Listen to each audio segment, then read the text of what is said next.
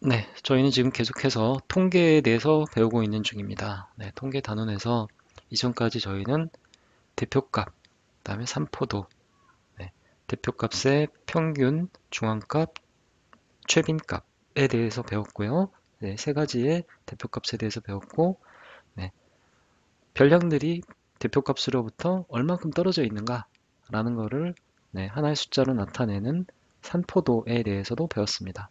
그 중에 대표적인 게 분산과 표준 편차였죠. 네, 그래서 저희가 대표값과 산포도는 모두 이제 공부를 마쳤고요. 그 다음으로 저희가 해볼 거는 이제 이번 시간부터는 산점도, 산점도라는 거를 좀 분석을 해보겠습니다. 그리고 상관관계, 네, 산점도와 상관관계에 대해서 배워보도록 하겠습니다. 먼저 산점도가 무엇이냐, 네, 개념부터 좀 파악을 해야 되겠죠.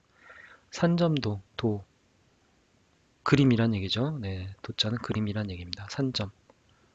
어떤 네, 두 별량이 있습니다. 네, 두 별량 x와 y가 있는데 이거를 순서상으로 표시한 다음 이거를 좌표 평면에 점으로 찍으면 그게 네, 바로 산점도입니다. 네, 점이 그려진 그림인 거죠. 네, 점도인데 분산 뭐 할 때 그 산인 거죠. 이렇게 흐트러뜨려진 거, 네, 이렇게 퍼져 있는 거. 네, 어떤 별량을 좌표 평면에다가 이렇게 막 찍어서 아, 여기 별량들이 이렇게 분포하는구나. 이렇게 산재해 있구나. 라는 거를 점으로, 좌표 평면의 점으로 나타낸 게 바로 무엇이다? 산점도다. 네. 그래서 산점도는 기본적으로 두 개의 별량이 등장합니다. x와 y라는 두 개의 별량이 등장합니다. 이 두 개는 뭐 어떤 것도 다 될 수가 있겠죠. 네, 그래서 저희 교재에 있는 예처럼 뭐 중간고사 점수를 x로 놓고 그 다음에 기말고사 점수를 y로 놓아서 이 값을 네, 좌표 평면에 표현을 해볼 수도 있을 겁니다. 그래서 A라는 학생이 있는데 50점, 70점을 받았다. B라는 학생은 60점, 40점을 받았다. C라는 학생은 80점, 90점을 받았다. 라고 하면 이런 거를 쭉 학생별로 좌표 평면에 그리는 겁니다. 물론 중간고사를 y로 놓고 기말고사를 x로 놔도 되죠. 네. x와 y는 정하기 나름입니다. 네. 어느 쪽을 x로 놓을 것인가 정하기 나름이고 그러면 a는 x축에서 네, 50이 뭐 1, 10, 20, 30, 40, 50을 여기다 표현한다 라고 하면 x는 50이고 y는 70, 1, 2, 3, 4, 5, 6, 7 네. 그러면 점을 찍을 수 있죠. 네, 50점, 70점 그럼 여기입니다. 네. 여기가 A가 네, 산점도에 찍힌 A점이고요. B는 60, 40이네요. 60, 네, 40 그러면 한 이 정도에 찍히겠죠. 그쵸? 60, 40 네. 저희 뭐 네, 그냥 이렇게 점으로 이 별량들을 그대로 표현하면 됩니다. 네, 어렵지 않죠? 70, 80, 80이고 뭐 90이다 그러면 뭐 이렇게 위에 찍히겠죠. 네. 아, 이쪽이겠네요. 그쵸? 이렇게 찍힐 겁니다. 네. A, B, C 이렇게 찍을 수 있죠. 네. 이렇게 학생들의 점수를 네, X와 Y 두 개의 별량을 놓고 막 여기저기 이제 찍어볼 수 있겠죠. 여기도 찍히고 여기도 찍히고 여기도 찍히고 막 이랬습니다. 그러고 난 다음에 어떤 이제 분석을 해보는 거죠. 이 그림을 가지고 여러 가지 분석을 해볼 수가 있습니다. 어떤 식의 분석을 해볼 수 있는가 그것들을 저희가 차근차근 예제를 통해서 보면서 한번 해보도록 하겠습니다.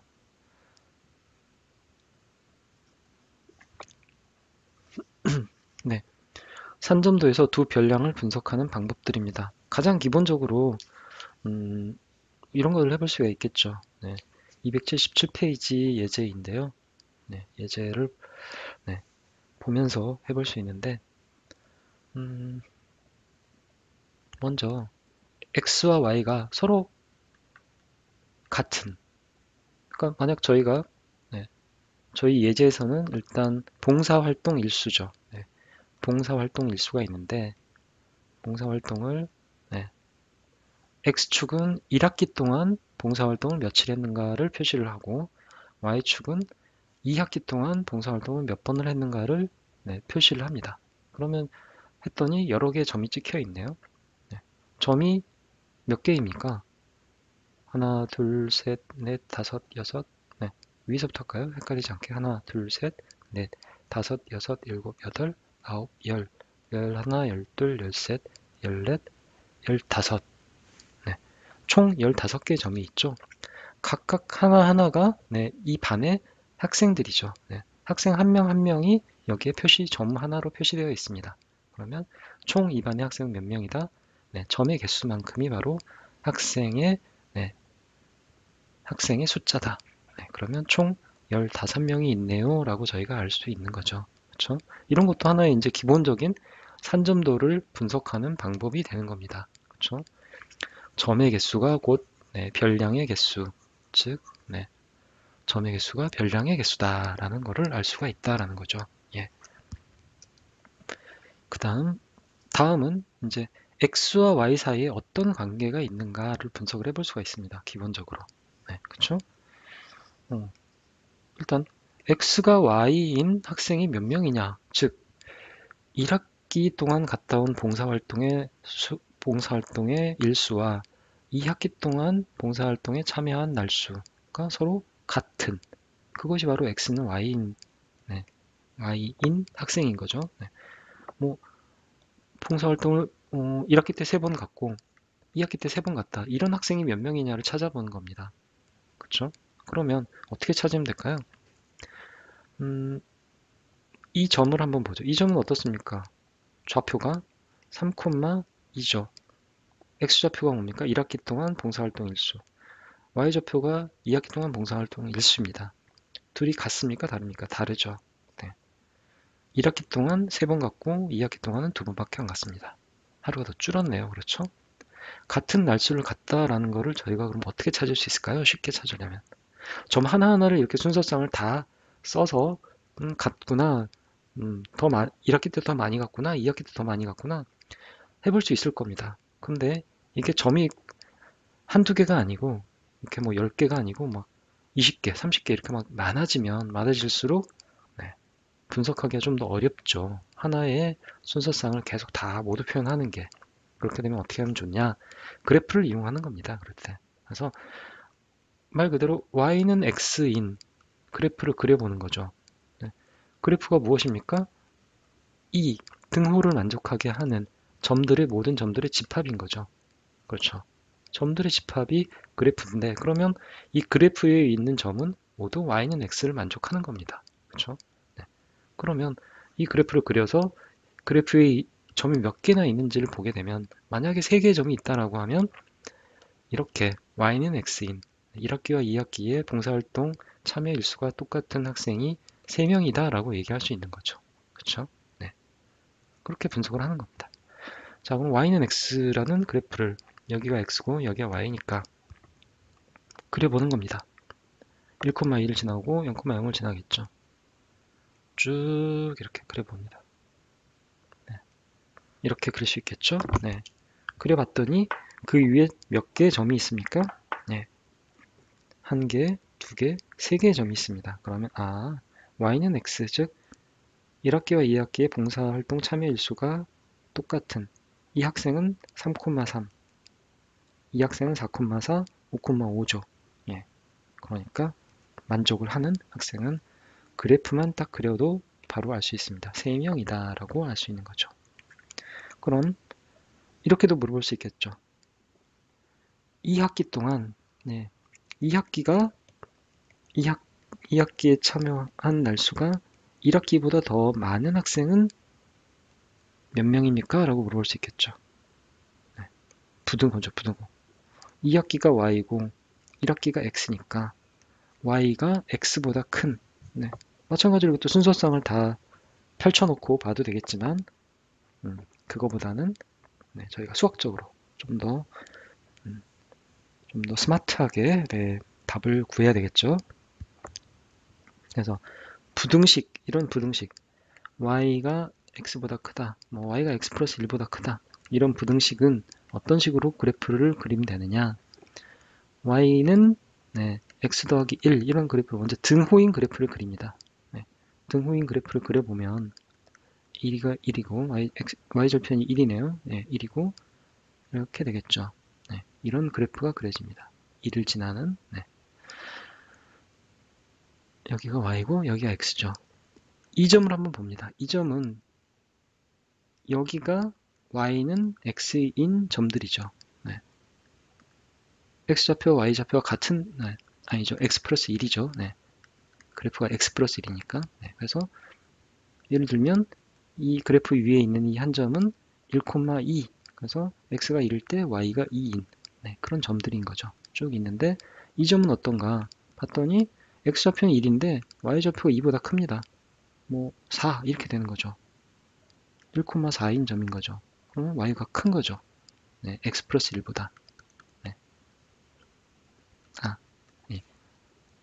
x 플러스 1일 때는 네, 이 그래프 위의 점은 여기인데 네, 2인데 2보다 더 크죠. 네, y가 즉 x 플러스 1보다 크다는 얘기입니다.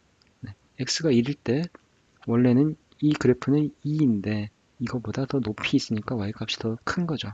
네, x 플러스 1보다 훨씬 큽니다. 네. 이 점은 어떨까요? 이 점도 여기에 쭉 같은 x값을 가지고 있는 이게 뭐 x1이라고 하면 x1일 때의 x1 플러스 1보다 이 값이 예, 그때 여기를 y1이라고 하면 y1보다 훨씬 더 큽니다. 네. 이때 y를 y2라고 하면 y2는 y1보다 더 큰 값인 거죠. 즉 이런 점들을 다 찾으면 그래서 y가 x 플러스 1보다 큰 모든 점을 다 찾으면 다 이 그래프 위에 있게 됩니다. 네. 이 위에 있는 모든 점은 x 플러스 1보다 x 플러스 1 똑같은 데가 여기니까 이거보다 더 y값이 크니까 그러니까 네, y가 x 플러스 1보다 큰 모든 점들은 다 이 그래프의 위에 있다. 네, 그렇게 되는 겁니다. 그럼 만약에 네, 방금처럼 y가 x보다 크다 이런 애들이 어디 있냐라고 찾아라 라고 하면 먼저 등호를 그리는 거죠. 등호의 그래프를 그립니다. y는 x 그래프를 딱 그려봅니다. 그럼 이 점은 둘 다 y와 x의 크기가 같은 점인데 y가 x보다 큰 점들은 어디 있는가? 그래프의 위에 있다. 네, 여기 위에 있기만 하면 이 그래프의 위쪽에 있기만 하면 네, 다 y가 x보다 큰 점. 거꾸로 아래쪽에 있으면 어떻습니까? 아래쪽에 있으면 y가 x보다 작은 점입니다. 네. 예를 들어서 여기는 네, 예를 들어서 y는 x면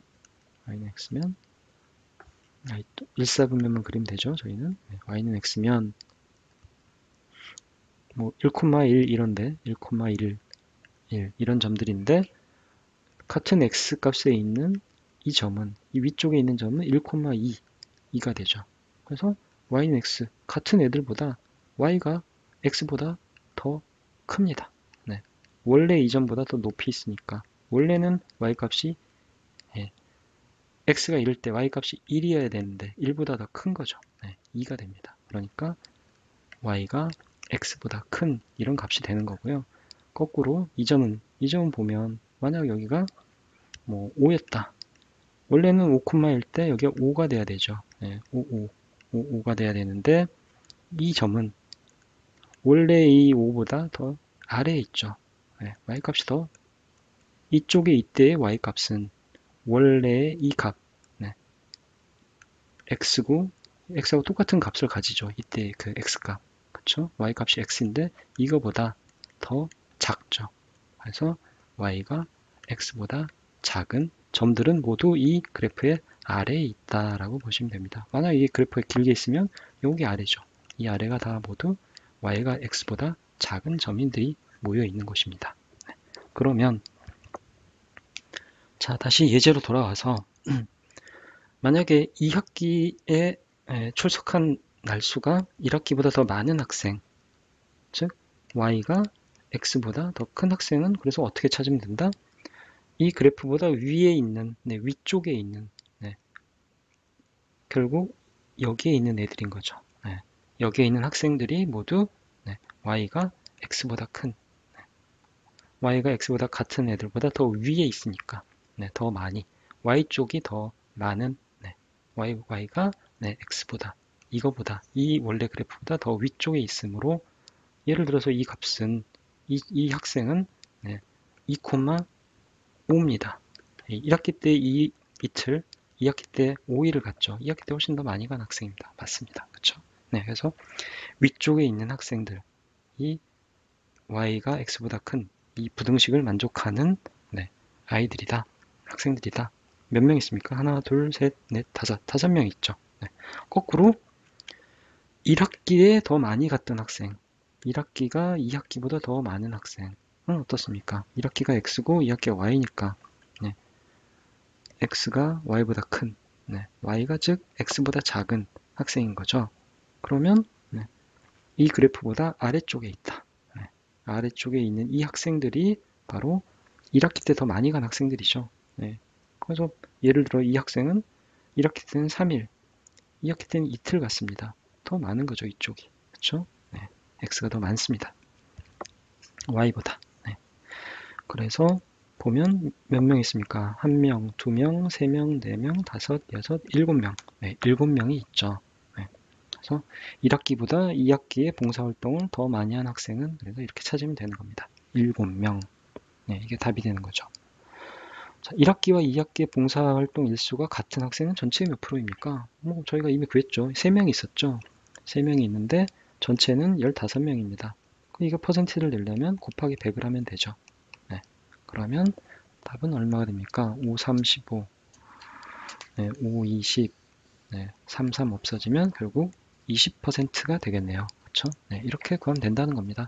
그래서 뭐, 뭐 방금 이렇게 예를 이제 저희가 들어봤던 것처럼 원래는 어떤 분석을 하려면 차근차근 네, 그냥 어렵다 분석이 어렵다 그러면 모든 이 점들의 좌표를 다 쓰면 됩니다. 네, x하고 y 좌표를 다 15명을 다 쓰는 거죠.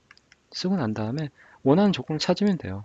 네, x와 y가 같을 때 1학기와 2학기에 참여 일수가 같은 학생들 보고 찾는 겁니다. 네, 근데 그렇게 하면 시간도 많이 걸리고 점이 많으면 네, 너무 시간이 오래 걸리죠. 그래서 이럴 때는 그냥 그래프를 그려서 분석을 하면 된다라는 걸 지금 배운 겁니다. 네, 그렇죠? 네, 그래서 정리하자면 네, x와 y가 같다라고 하면 이 그래프를 그려서 y는 x 그래프를 그려서 네, y는 x 그래프를 그려서 이 그래프 위에 몇 개의 점이 있는지를 보면 된다. 그 다음 y가 x보다 크다라고 하면 먼저 y는 x란 점을 점선으로 그립니다. 그래프를. 왜 점선으로 그리느냐? 여기는 포함하면 안 되니까요. 그렇죠? 이 점들은 이 그래프 위에 있는 점들은 y는 x인 애들이기 때문에 포함하지 않아야 하므로 점선으로 그리고 y가 x보다 크니까 위쪽을 택한다. 위쪽 모두를 다 택하면 이게 바로 y가 x보다 큰 학생들이다. 거꾸로 y가 x보다 작은 또는 x가 y보다 큰 그런 경우를 찾으려면 그래프를 점선으로 그린 후에 먼저 부등호를 등호로 만든 다음에 아래쪽을 다 선택하면 된다. 네, 아래쪽을 모두 선택하면 된다.